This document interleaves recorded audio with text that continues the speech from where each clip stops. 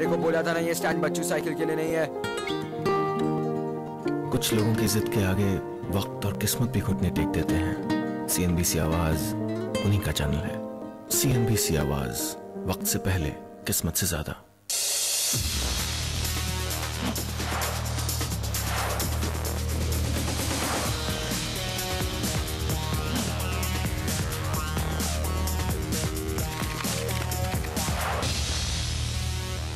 Welcome back. आप देख रहे हैं प्रॉपर्टी गुरु, जहां हम दे रहे हैं आपके लीगल सवालों के जवाब, और हेमांग जी हमारे साथ बने हुए हैं। आइए सवाल जवाब के सिलसिले को आगे बढ़ाते हैं। लेते हैं अपने अगले कॉलर नवीन चंद्र शर्मा, नागपुर से फोन लाइन पर हमारे साथ है। शर्मा जी पूछिए अपना सवाल।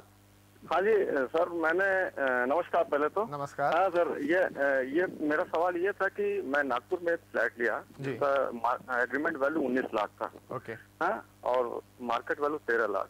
उसमें क्या हुआ कि स्टैम्प ड्यूटी, मेरे बिल्डर और डेवलपर ने बोला कि आपको स्टैम्प ड्यूटी पहले देना पड़ेगा। रजिस्टर्ड एग्रीमेंट हुआ, एग्रीमेंट टू सेल। तो उसमें स्टैम्प ड्यूटी जो है 47,500 का stamp duty plus registered agreement था तो 20,000 और जी।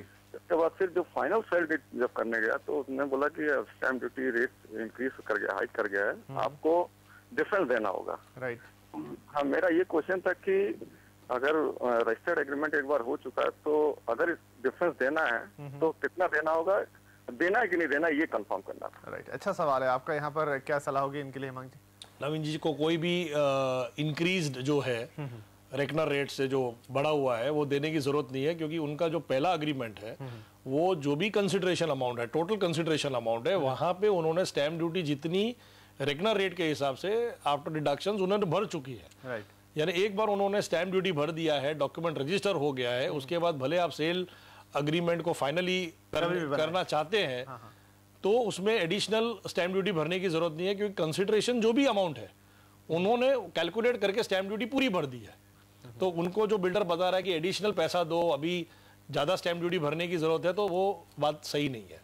राइट। तो यहाँ पर आपके लिए यही सलाह है कि आपका जिस डेट पर रजिस्ट्रेशन हो चुका है वहां तक जो भी रेट्स थे, जो भी रेडी रेकनर के हिसाब से रेट थे, सिर्फ उतनी ही स्टैम्प ड्यूटी आपको भरनी है। उसके बाद भले ही आप अपनी फाइनल सेल डेट कभी भी बनाएं या कंप्लीट करें, लेकिन जिस दिन रजिस्ट्रेशन हुआ है उस दिन जो रेट है उसी हिसाब से आपको यहाँ पर स्टैम्प ड्यूटी देनी है। भले ही उसके बाद जितना भी इंक्रीमेंट हुआ वो आपके हिस्से में नहीं आता है। आगे बढ़ते हैं, हमारे अगले कॉलर आ रहे हैं प्रशांत, माफ कीजिए, यहाँ पर एक ईमेल है हमारे पास, प्रशांत कामले ने भेजी है पुणे से। पूछना चाहते हैं कि जुलाई 2006 में पुणे में उन्होंने एक 2 BHK फ्लैट लिया है। उन्होंने अगस्त 2011 में किशन जाधव नाम के व्यक्ति को यह फ्लैट 24 लाख रुपए में बेचा। एक सेल डीड बनाई गई, खरीदार ने 9 लाख देने के बाद फ्लैट का पोजीशन लिया। 1 साल होने के बाद भी खरीदार ने उनके बाकी पैसे अभी तक नहीं दिए हैं और अब उनको लग रहा है कि उनके साथ धोखा हो गया है। ऐसे में वो क्या कर सकते हैं? हेमांग जी, इनके लिए क्या सलाह होगी?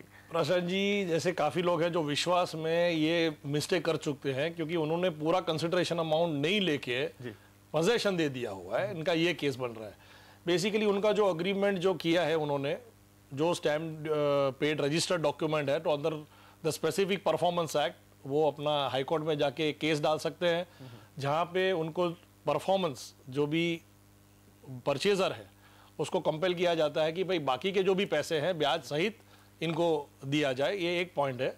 दूसरा, यहाँ पे धोखा भी किया गया है तो criminal breach of trust Indian penal code के हेठल में 406 का भी वो एक केस दाखिल कर सकते हैं इनके सामने, जिससे प्रेशर आएगा इन पे, क्योंकि ये जो भी किया है उन्होंने गलत किया है और ऑफेंस है, 3 साल की सजा है।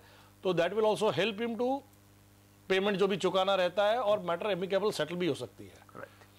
तो प्रशांत जी, यहाँ पर आपके लिए यही सलाह है कि आप तुरंत इस समय न्यायालय का, कोर्ट का रुख करें और वहां पर अपने दोषी जिनको आपने फ्लैट दिया है लेकिन उन्होंने आपके पूरे पैसे नहीं दिए हैं उनको खींचें और तुरंत से तुरंत उनके ऊपर कार्रवाई करें। और जैसा यहाँ हेमांग जी कह रहे हैं कि उनके ऊपर धोखाधड़ी का भी केस बनता है, वो भी उन पर दायर करें। लेकिन इन सब बातों के ऊपर एक बात बहुत जरूरी कि इस तरह से विश्वास में आकर प्रॉपर्टी के सौदे या इस तरह के बड़े सौदे ना किए जाएं तो बेहतर है, जहां पर आप आधी रकम पहले ले रहे हैं, आधी बाद में। अगर क्योंकि कोई अपनी बात से मुकर जाता है, भले ही वो आपके जान पहचान वाले हैं, अच्छे मित्र हैं, और किसी कारण से ना भी दे पा रहे हैं, तो आप उनको सीधे तौर पे नहीं मांग सकते और फिर आपको इस तरह की कानूनी कार्रवाइयों के झंझट में पड़ना ही होगा।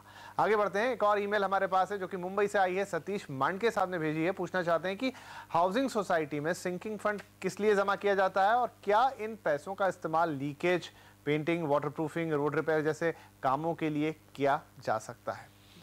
जी, महाराष्ट्र कोऑपरेटिव सोसाइटी एक्ट 1960 में 2 टाइप के फंड्स है, एक है रिजर्व फंड और एक है sinking fund. Sinking fund year by year maintenance के अंदर कलेक्ट होता है और उसका बेसिक पर्पस यही है कि एक फंड इकट्ठा हो जाता है जब आपको कोई भी रिपेयर करना है, स्ट्रक्चरल रिपेयर हो, लीकेज हो, पेंटिंग हो, जहाँ पे एक साथ रकम कॉन्ट्रैक्टर को देनी पड़ती है, तो आप सिंकिंग फंड का डिप्यूटी रजिस्ट्रार के पास से परमिशन लेके एक एप्लीकेशन देनी पड़ती है, डिप्यूटी रजिस्ट्रार उसकी परमिशन देता है, आप सिंकिंग फंड का यूज कर सकते हैं, मगर अल्टीमेटली ग्रेजुअली मेंबरों को वापस उसको रिप्लेनिश करना होता है। तो आज सपोज आपके पास 50 लाख रुपए है, आपका रिक्वायरमेंट 40-50 लाख का है, तो आप उसको डेफिनेटली यूज कर सकते हैं, मगर वापस जो भी यूज किया गया है over a period of time 1, 2, 3 साल के अंदर वापस धीरे धीरे करके वो फंड को वापस इकट्ठा करना है, क्योंकि आगे 5 साल 10 साल के बाद वापस आपको जरूरत पड़े, इसके लिए ये सिंकिंग फंड का यूज कर सकते हैं। राइट, तो अब हम उम्मीद करते हैं कि आपको भी और तमाम वो लोग जो शायद फंड को लेकर कंफ्यूज हो कि सिंकिंग फंड किस लिए होता है और किस तरीके से उसका मेंटेनेंस होता है, अभी पूरी तरह से साफ हो गया होगा। और इसी के साथ हम इस सवाल जवाब के लीगल सवाल जवाब के सिलसिले को यहीं खत्म करते हैं। आपका बहुत शुक्रिया हेमांग जी, आप आए और आपने हमारे दर्शकों के सवालों के जवाब दिए। लेकिन अगर आप भी प्रॉपर्टी गुरु में अपने सवाल पूछना चाहते हैं, चाहे वो लीगल हो चाहे फिर आपकी प्रॉपर्टी इन्वेस्टमेंट से जुड़े हो, तो आप हमें जरूर लिखें pg@moneycontrol.com पर, और साथ ही अपना नाम, पता और फोन नंबर भी हमें जरूर भेजें ताकि हम आपसे दोबारा संपर्क कर पाएं। फिलहाल आज के लिए इतना ही, दीजिए इजाजत, अगले हफ्ते फिर होगी मुलाकात, तब तक के लिए नमस्कार।